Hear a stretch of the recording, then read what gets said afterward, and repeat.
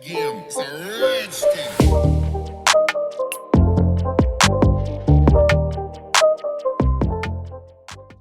What is going on, guys? Welcome back. In this video, we're going to build a simple REST API in Python using the module called FastAPI. Now, I have a video already on this channel where I do the same thing with Flask, but the problem with Flask is that it is a full web framework, so it's a little bit overkill to just build a simple REST API. So you can't do much more with it, and if you just want to build a REST API, there are better options. Also, FastAPI does a lot of the stuff that we want to do automatically, writes documentation automatically and so on. We have to manually specify types, which speeds up the API because then we don't have to check for the types. FastAPI does the validation for us, the documentation for us, the checking of the types for us. Everything is done automatically. And when I talk about documentation, I don't just mean that FastAPI is well documented. They document, or the tool documents, your API automatically that you're building. So you don't have to design your own documentation page. Your API is already documented by using FastAPI.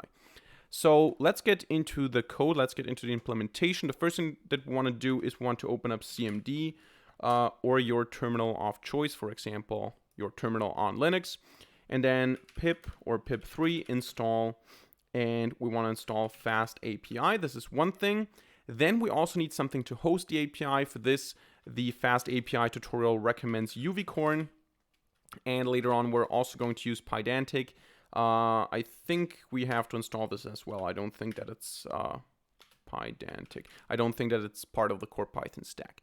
So all these things are used in the tutorial. Everything I show you today is based on the FastAPI tutorial itself, so I don't have to, I'm basically just providing examples here. So you can go to the FastAPI tutorial and read it. It's a text-based tutorial. In this video here, I'm giving you a video-based tutorial, and I'm also showing you an example on how to use these things. But basically, you can read that on the FastAPI page as well.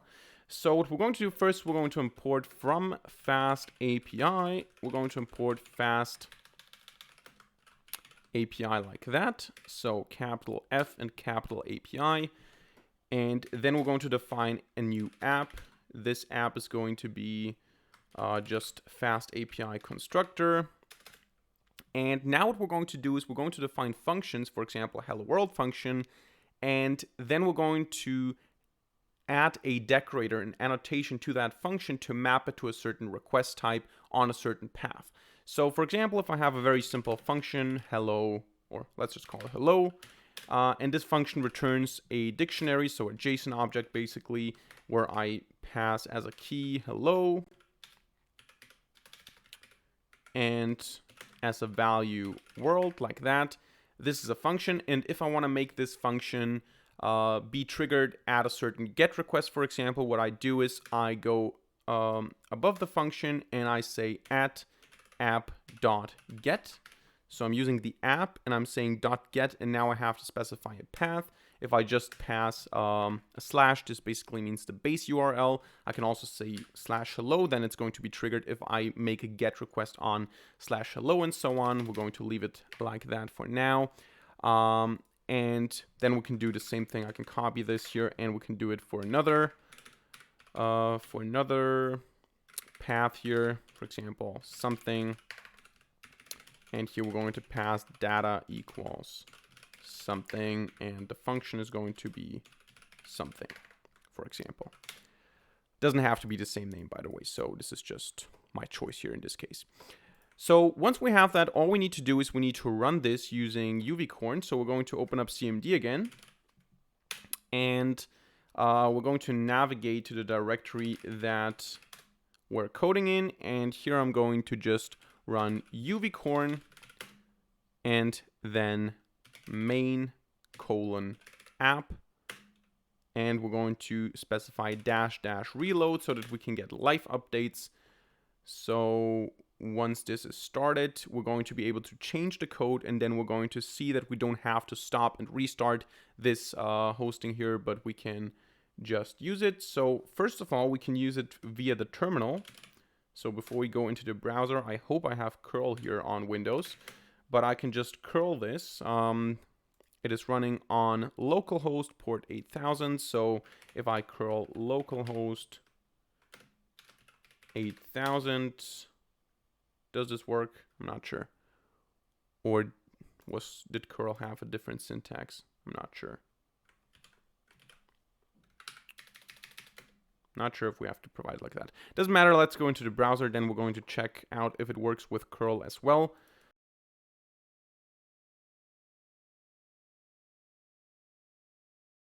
No, actually, this should work. Not sure why it doesn't work. Let's restart it. Ah, there you go. Just had to run this again. So maybe we're going to rerun this. And I'm going to go to neural directory. And then we're going to say again, uvcorn main app reload. So now let's go again. There you go. Now it works. So basically it was just, yeah, I had to restart it with some bug. But now we should also be able to access it via curl. So if I open up CMD and I say curl, we should be able to do that. And this means that we can also go with post. I think it was like that, right? Yeah, there you go. So now if I go into my code and I also specify, I don't know, let's call the function hello post, for example. And here we're going to return success, you posted, like that. And the mapping is going to be app.post on the base path. So now it should be reloaded already because we provided the reload tag. And now if I run this first, this should still work. And if I now go and make curl post again, you can see that post is now also supported. So by using curl, we can just specify the method here. And because if you go into the browser, unless you have some submit button or anything, a form with action post, we're always going to make just get requests. So this is the very basic of, those are the very basics of the FastAPI. All right, so let us get into an actual example. What we're going to build in this video is a simple REST API for managing people. So we're going to have a person class or a person base model, and then we're going to be able to add a new person, to remove a person, to change people, to look for people, and so on. So a very basic example that we're going to build all of this around. And as a data storage, we're going to use a simple JSON file. Now, in practice, you would use something like a database, and the API is going to connect to the database, make select statements and all that. We today are going to use a simple JSON object for the sake of simplicity because we don't want to teach database programming here. This is a FastAPI tutorial. And because of that, we're going to create a new JSON file. And we're going to call this people.json. And the structure is going to be a very, very simple one. We're going to have curly brackets. We're going to have the people key. And then we're going to have a list of person objects. And these person objects are just going to be dictionaries with ID 1, for example, with name Mike, for example, with age 25, for example, and with gender M, for example, for male. And then here we pass a comma, and then we can copy all this and do it with ID 2 and so on. Now, I'm not going to bore you with all the sample data, so I'm just going to use the prepared sample data that I have here. Just wanted to show you the procedure. So we have a people list, and here we have the individual people with ID, name, age, gender. So you can generate your own data if you want to. What we're going to do now is we're going to import from Pydantic the base model, because this is what we're going to use to create our class. And then we're going to, let me just switch to my prepared code here.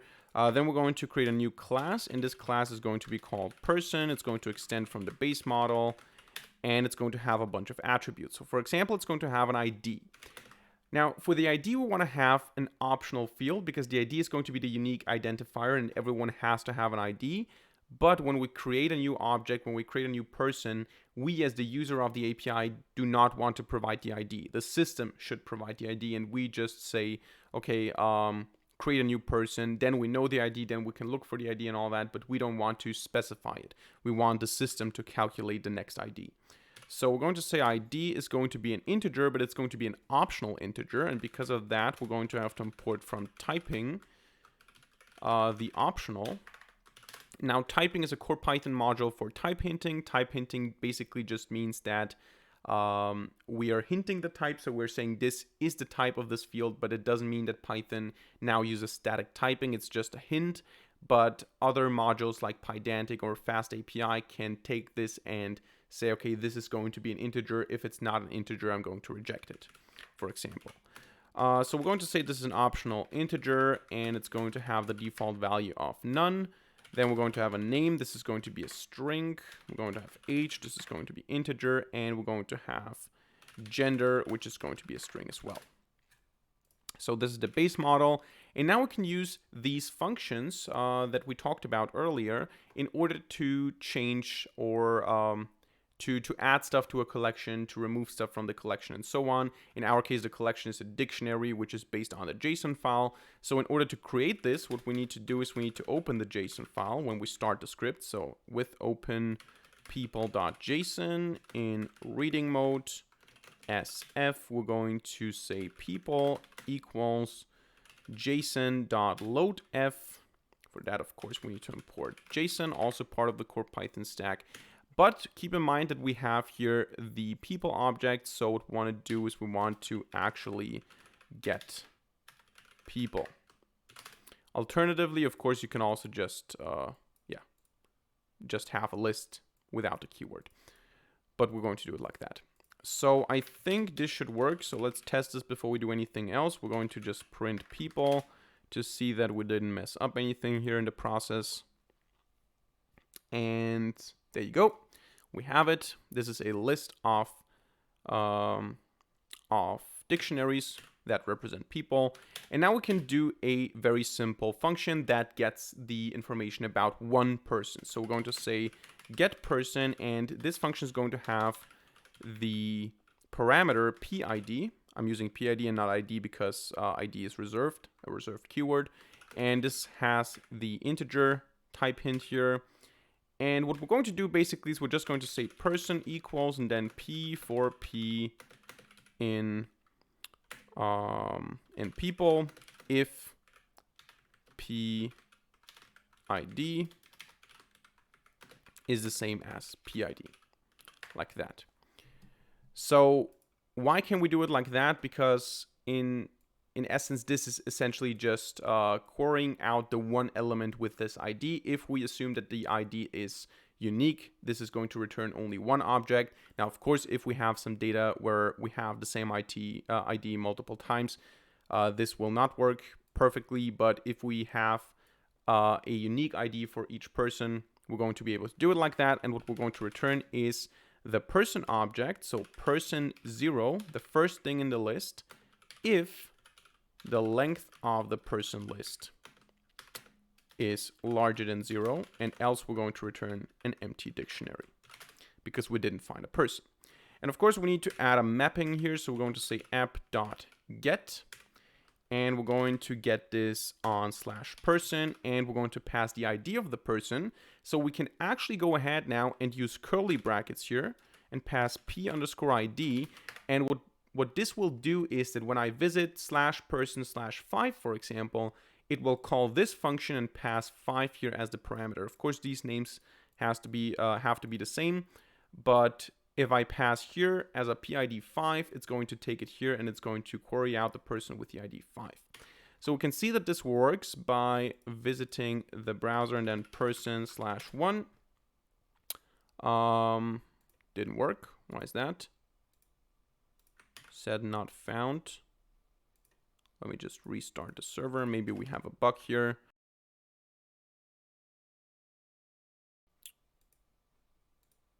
/person1. There you go. Works.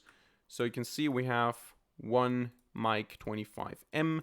Of course, I can go with 2, and we can see we have Alice here and so on. So this feature seems to work. Now, one thing that I want to show you here that I haven't showed you up until now is the documentation. I told you in the beginning that FastAPI generates documentation automatically for the API. If you want to see how this looks or what this looks like, you can pass /docs here. And you can see that our API is now documented. Now, I didn't do anything for documentation. It documented it itself. So you can see here, we have get person, we have the path, and we can see it's a get function. If I expand this, you can see the description here. This is an integer, it's required, and the response, the successful response code is 200. And you can also see that the return value is a string. And I can also use this API from this interface here. So I can click on try it out, and I can pass here, for example, 5 as a value and execute this. And you can see that I got the response here. So it executes a curl command actually. So this definitely works, and this is quite cool. And the more information we add, the better documentation we will get, obviously. So let's go back into the code now and add some more functionality.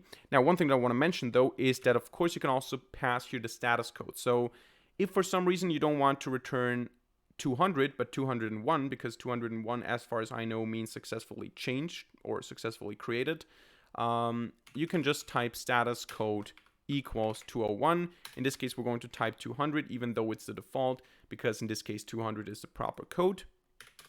Now let's implement a feature that's a little bit more complicated, and we're going to also add, we're going to learn about some new keywords here. I have to look at my code here because I always forget how the keywords are written because I don't use FastAPI too often. But the next function is going to be a search function. So we're going to have the getPerson function here. Actually, I can use the same name, I think. I'm just not sure if that's even intelligent. So let's go ahead and call this function search person. In the prepared code, I use the same function name, but with different parameters. Seems to work. Usually it doesn't work with Python. So what we're going to search for is age and name. So we're going to filter for age and for name. Age is going to be a parameter here. It's going to be an optional parameter, integer, and we're going to set this equal to, and for this we need to import something from FastAPI, query. So query is an object that we can use to define query parameters. Now, of course, I can also just pass none as a default value, but with query, I can pass none as well. And I can also pass a title. So what is this? In this case, age, but I could also call this age if the name was A, for example. And I can provide a description for the documentation. I can say the age to filter for example. And this is one parameter. So this is the query, and then I can say comma, and name is going to be an optional parameter as well. It's going to be a string, and it's also going to be query. Default is going to be none. Title is going to be name, and the description is going to be the name to filter for example. Then colon, and then we can define the function. So there you go. This is the full signature. And essentially what I prepared here, I don't know if that's the most efficient way to do it. I basically said that I'm going to say person1. So you can call this a more, a better way, a more suited way, a better name that's more suited to the task. But essentially what I do here is I say P for P in people if P H, come on, if PH equals the H. So that is one query that I do. And then what I do is I say if name is none. What I do is I say also, okay, if age is also none, then I return people. So I return the full list. If I don't specify anything, so if both parameters here are none, I'm going to just return all the people. If one of them is not none, I'm going to filter for it. Now, why does this work? Because in this case, we don't have any problems, because if age is none, this is not going to cause an exception. It's just going to say no, because none equals something is not going to be true, but it's also not going to cause an exception. For the name, we don't want to filter for the exact name. We want to filter for a substring. And because of that, we're going to have to make sure that, that the name is not none.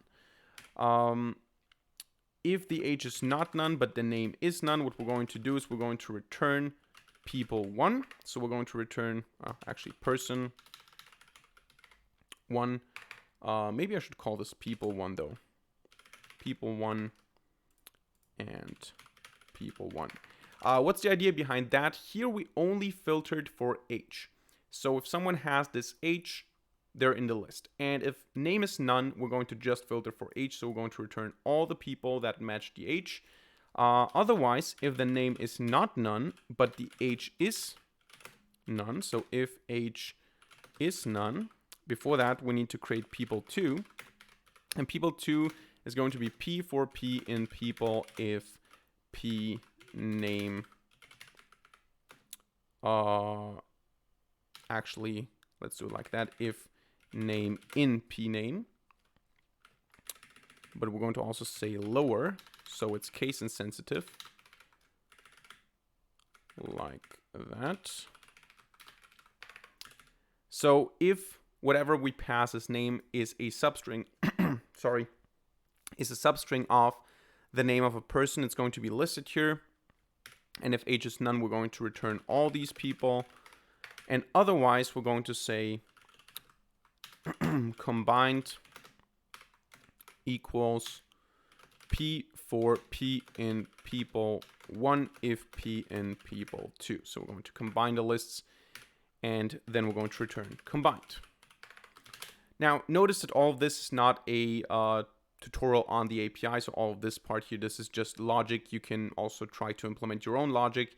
What is FastAPI specific is the query keyword here. So now we're going to say app.get, and we're going to say /search, and the status code will be 200 if it's successful. Now, what's important here is that we don't pass anything like this. We do it with a query keyword, and because of that, we're going to have to specify it manually. So let's take a look. We can go to search, not found. Why is that? Do we have to update this again? This is a bit buggy, so it's going to reload in a second, like always. There you go. And now if I call this, you can see that I get all of the people because I didn't provide anything. Now I can say question mark name equals I. And since Mike and Alice contain the letter I, they're going to be listed. If I say A, we're going to get Alice and Susan, all that. And then age equals 30, for example, I'm going to get the 2 people that have the age 30. And if I also say end name equals O, for example, then we're going to get only Bob because Bob has an O and the age of 30. Alice does not have an O. That is a simple search function. So up until now, we have worked with path parameters, we have worked with request parameters, and now we're going to look at request bodies, so we can pass a full person object as well instead of just passing the individual fields. And for this, we're going to implement an add person function. But before we do that, I want to show you that the documentation was extended. So if we go to /docs, you're going to see that we have a search function here with the description that we provided with the query. So indicating that it's a query parameter, and of course we can play around with that as well. So I can pass 30, execute. We can see here we have the 2 response bodies, or 1 response body with 2 people. We can pass O here to get only Bob. So you can also play around with that as well. And the more functions we add, the more documentation we add, or the more descriptions we add, the better the documentation is going to look like in the end. So let's go ahead now and implement a add person function. So the function is going to be add person, and we're going to pass a full person object, not just the individual fields. And what we're going to do is we're going to create a new dictionary here. So new person dictionary, where we're going to use the fields of that object to create a new dictionary, to add it to the list, save it to the JSON file, and then basically we have a new person. So like that. But before we do that, we need to calculate the ID, because when we create a new person, we don't want to provide the ID manually. The system should calculate the ID. And for that, we're going to say PID is just going to be the maximum value of the following list comprehension PID. So the ID of P, where P is everything in the people list. So we're going to get the maximum ID by doing that, and we're going to increase it by 1. And because of that, we're going to get an ID that is not in the list, because obviously if we take the maximum and 1 more, this is the new maximum. So we can say ID is PID, name equals person dot name, age is person dot age, and gender is person dot gender, like that. And all we need to do now is we need to just say people dot append new person, and with open people.json in writing mode as F, we're going to save the changes by using JSON dump the people object into the file. And of course, we return the new person with the new ID. So this is, come on, now I can use the surround plugin, YSW quotation marks. There you go. Yeah, so that's the add person function. Of course, we need to add a mapping. So we're going to say app.post this time because we're adding something, we're creating something. And the status code for this one, by the way, should be 201. So we're going to say post on add person, and the status code on success is going to be 201. Let's go ahead and test this. We're going to go back to the API and we're going to go to add person, but we're not going to have anything supported here. So we're going to this time just use the documentation directly to test this feature. So we have post add person, and now I can just try it out to see if it works. And as you can see here, we passed the full JSON object. So here I can pass whatever I want. I can also leave this empty. As far as I know, it's not required. So the name is going to be, I don't know, Florian. This is my name. I'm 22 years old and my gender is male. And if I now go ahead and execute this, I get an internal server error, which is not good. So let me just see what we have here. Can only concatenate list, not int to list. Oh, of course, the problem is that my +1 belongs outside of the list, because I want to get the maximum and then +1 and not, you know, add +1 to a list. I hope this is now reloaded. There you go. So you see I got the ID 6, even though I didn't provide the ID 6. And if I now go to search, where is it here? And I try it out and I just execute it, you can see that I'm now part of the list. So this works, this add feature. We can now also create a change feature. It's going to be quite simple. We're going to define a function change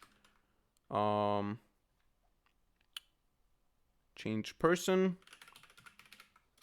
and this function is going to also take a person object. And we're going to say that the new person here is going to be also dictionary again. This time we're going to take the ID because the person should already be existing. So we don't need to calculate anything. Person.id, name, person name, and so on.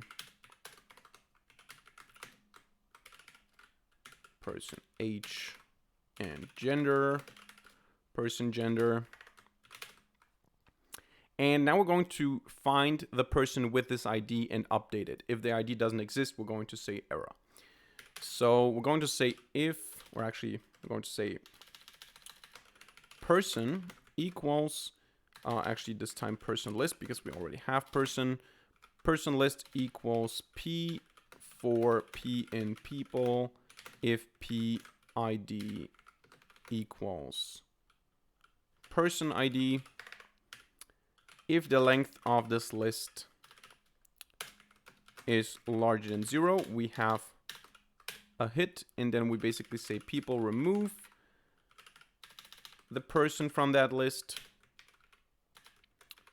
and add another person to that list, which is the new person that we created. And of course, change, save the changes to JSON. We're going to copy this here. And alternatively, what we're going to do is we're going to throw an exception. So we're going to return the HTTP exception, which I think we need to import from FastAPI. There you go, the HTTP exception. with the status code 404 because we didn't find it. And detail is an F string. Person with ID. Person ID does not exist. And of course, in the success case, we need to return the person. So the new person, essentially. There you go. So this should also work now. If I reload the documentation, the API seems to be down or something. I have to restart it again. It's a little bit buggy. Maybe it's because I'm using Windows. Wouldn't surprise me. But also, I forgot one thing. So while it's loading, we can add the mapping here. So this time it's going to be a put mapping because we changed something. And we're going to have change person here. And we're going to have a status code 204 if it succeeded, because that's for changed successfully. Not add, but app. What happened now? There you go. App. And here we pass, again, a request body. Unable to connect. Let's run this again. Let's go to the docs again. Once it's loaded. Why does it say that I cannot? List indices must be... Oh, I think the JSON object changed now because I saved it. Okay, now we only have the list, so let's remove the people here. You need to take care of that, obviously. That is the problem now. I think I have to rerun this one more time because the problem is that the initial JSON object had people as a key and then a list, and then we overrode it and we had no longer the people keyword but only the list, which of course is a problem. And now it should work. So here you can see again, if I search, I should have still everything tried out, execute. There you go. I also have Florian, the new object here. Now let's go to change person and try to change the person with the ID. Let's actually change Florian. So we're going to change the person with the ID 6 and we're going to give them a new name, which is going to be Neural 9. And Neural 9 is 2 years old because the channel is, I think, 1 or 2 years old. And the gender is going to be A for a gender. I don't know, because it's a YouTube channel, actually. So execute that. And as a response, what do we get as a response? Did we actually get an object? Response header. Successful response. I don't think that we got a response, right? But it should still have changed something. So let's see if it changed. There you go. Changed Neural 9. So, yeah. Yeah, works. Now, last but not least, we're going to add a delete function just for the sake of completeness here. So we're going to say def delete person, and we're going to pass a person ID. We're going to delete by ID. This is going to be an integer. I think this is indented too much. There you go. And here we're going to just say the person that we're trying to delete is going to be P for P in people again, if P ID equals PID. And again, if the length of the person is larger than 0, then we found something, and we're going to say people.remove the person at position 0 because it's going to be only 1. Then of course update this again. There you go. And otherwise we're going to throw a an HTTP exception with the status code 404 because we didn't find it. And the detail is going to be there is no person with ID, whatever the ID was. All right. Add the mapping app.delete, which is also another operation. And the path is going to be delete person. And here we're going to pass PID as a path again. And I think we can also, I think this is one thing that I didn't mention. Let me find an example where I did this. We can also add the same thing that we did for query. We can add for path. So I can also say path here. And I can make the path variable here as well. So let me just see again where I did this. There I did this. So for example, I can go here and say path, none, and so on. I'm not going to do that right now. Just wanted to mention it. The same way we did it for query, we can also do it for path. So same syntax. We're not going to do that. And now if I run this again, we have this function documented as well. So let's go ahead and delete number 6, execute. And we got response body null, but 200. Actually, the status code should be 204 because that's the proper status code. So let's go for status code 204.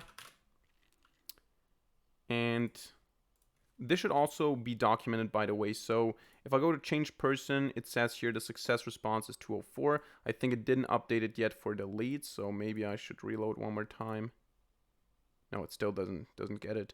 Doesn't matter, but you can see that we get also the proper code here, and it also shows us that we're going to, I think it shows us, no, it doesn't show us. But if I, for example, try to change someone, let's maybe try with delete. If I try to delete someone who doesn't exist, for example, 8, and if I try to execute that, I'm going to get 404, not found. There is no person with ID 8, and if I now search, because we deleted number 6, you can see that number 6 is no longer part of the list and also no longer part of the JSON object. So that's it for this quick tutorial today. I hope you enjoyed. I hope you learned something. If so, let me know by hitting the like button and leaving a comment in the comment section down below. And of course, don't forget to subscribe to this channel and hit the notification bell to not miss a single future video for free. Other than that, thank you very much for watching. See you in the next video, and bye.